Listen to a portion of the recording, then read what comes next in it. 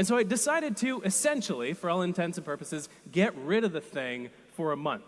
As an experiment, I thought, I'm going to live on this thing for just 30 minutes every single day at a maximum. And so this is the amount of time I have for maps. This is the amount of time to call my mother. This is the amount of time that I have for everything that I could possibly want to do, to listen to music, to listen to podcasts. And I observed what happened during this time. It took about a week to adjust downward into a new, lower level of stimulation. But once I did, I noticed that 3 curious things began to happen. First, my attention span grew.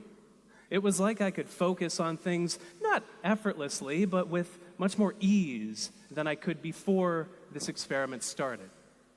In addition to this, though, as I was going about the world, and especially when my mind wandered a bit, I had more ideas that my mind arrived at. And on top of this, I had more plans and thoughts about the future. Getting rid of one simple device led to these 3 effects. Why?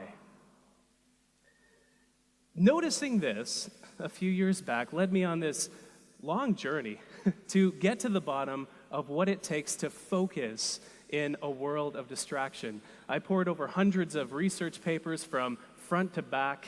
My office, I don't know if you've ever watched one of those crime shows where somebody's solving a murder, and so they have this big Bristol board and there's string attached to papers, attached to memos, attached to newspaper clippings. This is like what the state of my office was. I flew out to meet experts around the world who study focus. I conducted more experiments on myself until the point I had 25,000 words of research notes about why this is the case.